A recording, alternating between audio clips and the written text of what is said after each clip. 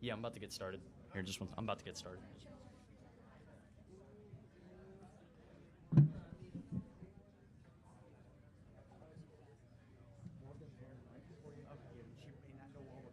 No, it's all good. I'll point them out. Yeah, I'll point them out. Thanks, Alex. Not a problem. You all good, Tim? Yeah.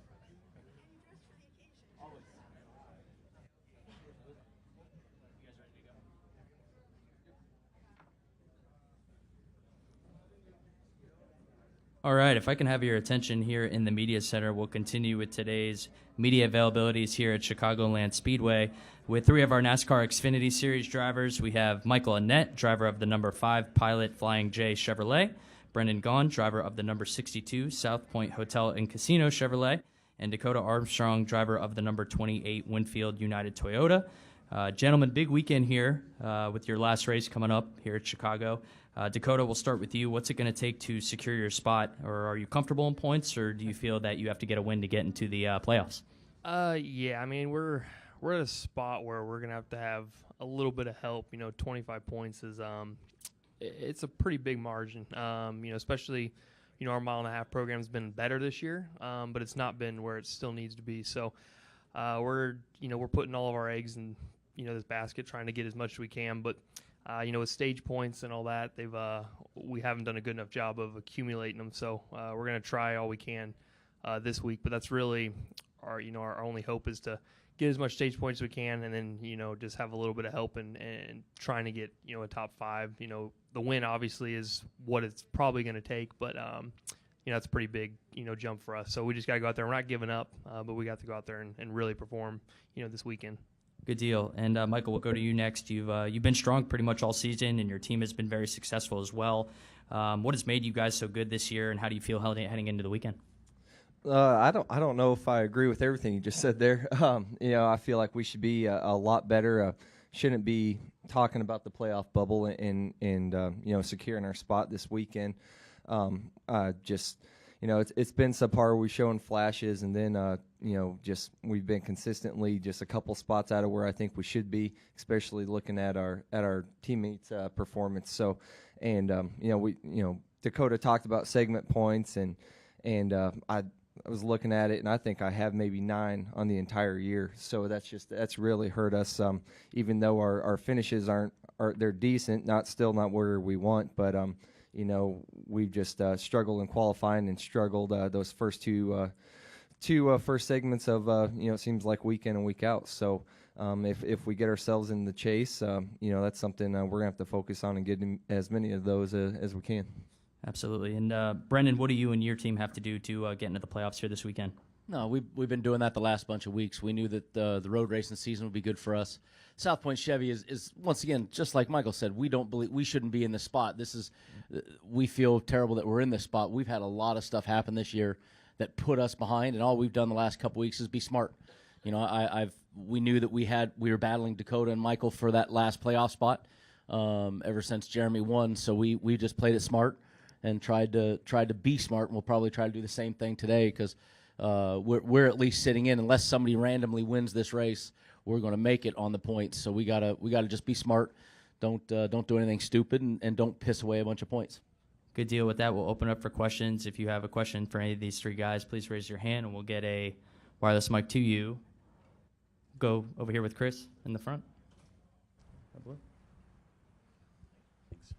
Chris Knight, catchfence.com. Michael, your plans are already set for 2018, but how would you evaluate your first full season back in Xfinity since 2012 and your outlook for the final stretch?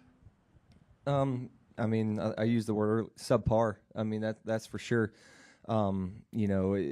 If you were just to look at myself and maybe one other teammate, that could be running well and myself struggling, but when you have 3 teammates that are consistently running the way my teammates have been, it just there's you can only point the finger one way, and I'm the first one to look in the mirror. So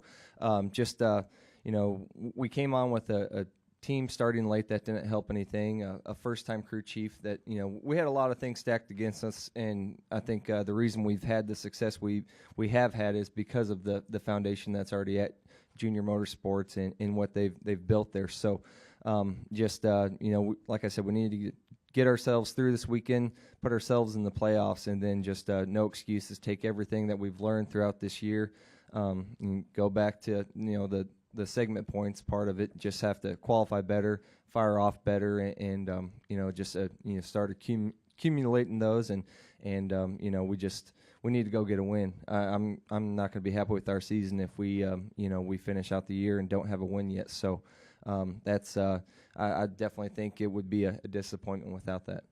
We'll go to Kelly in the back and then to Mike. KellyCrandallRacer.com for any of the three who would like to answer. When you look at, you all touched on playoff points and being in this position, and if you qualify for the playoffs, will there be maybe any little bit of an advantage to watch how the cup race here will unfold this weekend when it comes to those playoff points? Because you guys still have a week to go before your opener starts. So you kind of give you an idea of maybe how important those points will be? No, I don't think. I mean, we know how important they are. We know what it does. We know what's put us. Look at what Martin Truex has done in the Cup Series all year long. I mean, he's got the bonus points to prove it for it. Now, we can't all of a sudden gain 30 bonus points, playoff bonus points, that quickly, but we do know the advantage. I mean, last week I finished 21st, yet I gained 4 more points on Dakota and gained 2 points on Michael. We did that intentionally. We took a stage win, not victory, but a stage chance to gain those points, which gave me leeway. We know that that's going to be there. I think that strategy's been played out all year, and it's going to continue to play through the playoffs. I got to say, it's a pretty brilliant point system for that end, where it's really cool that you can gain or lose that many points in the middle of a race. We'll go to Mike and then to Chris. Mike Hembry, USA Today. Brendan, how do you USA race? Today. Wow. How are you? That a new one? No. Really? Yeah. Been a while? Yeah. Trying to pay attention. Come on, trying to keep up. Congratulations. Thank you. How do you race not stupid? Do you try to? For me, that's really tough, Mike. That's why I'm asking. I mean, do you try to get top 10 and ride there and be safe? Is that what you're looking at? No, like for right now, look, the South Point Chevy, we know we're faster than we've been. We've been fast throughout the year and been wrecked throughout the year. We've been fast throughout the year and had, problems. So I'm not worried about speed right now. Normally, you'd worry about speed. If you're not fast, you're worried. We've been fast. Right now, I have to worry about these two gentlemen right here. So what we have to do is stay focused on where we need to be. If Dakota is going for stage points, it forces us to go for stage points. If he stays out to go for the win, it forces us to kind of stay on his cycle. So we're looking at a different strategy for the race than looking at what the leaders do, looking at what everybody else does. I have to pay attention to these two guys right here and base my strategy off of them, off of trying to gain whatever points I can to give me a bigger lead, a bigger cushion, just in case something random does happen. I mean, somebody behind us, Brandon Jones goes out and wins the race. That could really throw a wrench into this whole thing. So we have to be cognizant of that with 1 point and 20 points, 25 points. That's not, nowadays in this point system, that's not insurmountable. Chris, go ahead. For Dakota, even if you guys don't make the playoffs this year, you cannot digest, or you cannot think about what you guys have been able to accomplish this year, including back-to-back career top 5 finishes for you at JGL, and that's something for you guys to be proud of. Yeah, and I think one thing is we haven't had a DNF yet. We've done a good job of just taking care of our equipment, being there, being a smaller team. So, that really shows that the guys at the shop are really doing everything they can to keep this, this thing running and, keep everything going where nothing's falling apart. We've had a little bit of bad luck here recently with tires going down and stuff like that, but that's, it's going to happen. It just caught us at a bad time, and you can't really stop someone else from winning a race. So we did everything we thought we needed to do where we needed to be. If Jeremy didn't win, we think we'd be in. So we just needed to be a little bit better here and there just to get those points we needed. But, we've improved, I think, a lot from last year. Last year there wasn't a surprise winner, and we didn't make it. And this year, I think I thought the competition was tougher as far as people running for points. There's good cars that didn't make it. So we obviously still need to keep growing and keep getting better, but we did a lot this year, and I think it shows. So it kind of stings not to make that we're not in yet. So I kind of wanted to give that for those guys, all the hard work, but we're still not giving up. We still have this race, so we'll see what happens.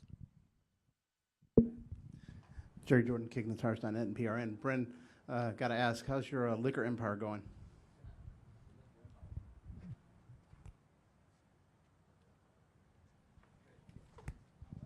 Yeah, that's about as well as the liquor empire is going. City Light Shine is struggling along.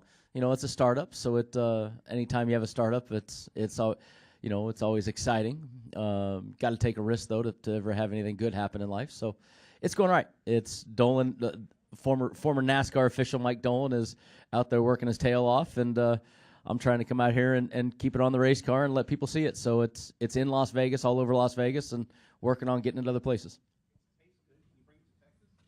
I can maybe get you a little bit to Texas. We'll see. Any additional questions here we'll go back to Chris. Last September at Kentucky, it was a crazy race for playoff opener. I don't know if you remember, but it was one of the best races I've seen at Kentucky. What happened? I don't remember. Listen, I struggle to remember what I ate for breakfast. Okay, I hit my head a lot. just last year at Kentucky, there was a lot of crashes, a lot of. Is that where we went? No, we didn't go through. That's Kansas. I went through the grass. Okay. Yeah, but last year at Kentucky for the playoff opener, a lot of crashes, a lot of aggression, and just a lot of. But it was good, hard racing. Do you think we'll see that next week?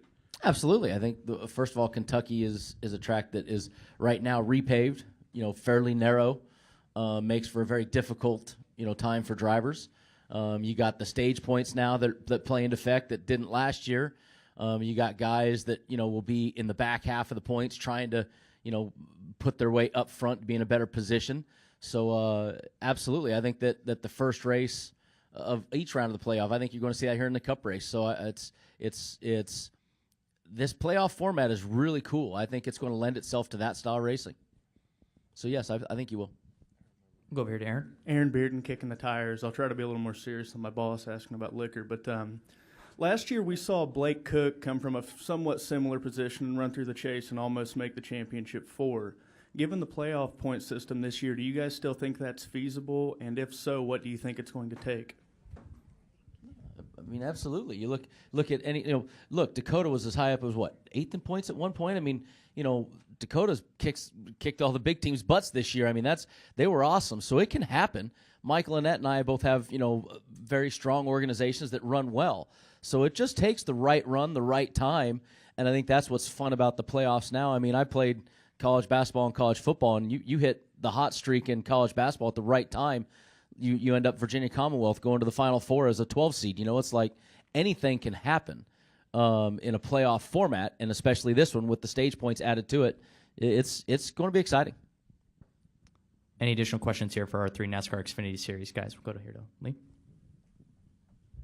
Lee Spencer, Motorsport.com. Brendan, how important would it be for the Xfinity Series to get more standalone races? So the Xfinity drivers were kind of like the ambassadors of the sport, taking racing into new markets. Lee, you've heard me answer this a million times. You know my answer. I don't care that the Cup guys are here. Basically, how that all boils down to the fact that people want to say the Cup guys shouldn't be here. I don't say that. So is it great to have standalones? Absolutely. It's great to go to markets like Iowa, like Kentucky when we go alone. But watch the crowd at Kentucky versus when we're there at the Cup Series. It won't be as good. That's just part of the fact of life. I would love us to be able to say we could sell 70,000 seats for standalone races. You can't. So I don't care that Cup guys are there. It doesn't bother me that they're there. NASCAR's trying to limit that, and if they went to more standalones, that's great. It gives more Road America, more chances for guys to win races. But I have the same number of chances every week. If I can't beat them, then I can't beat them, whether they're there or not. That pisses me off. Anything else? Gentlemen, thank you, and good luck tomorrow. Thanks.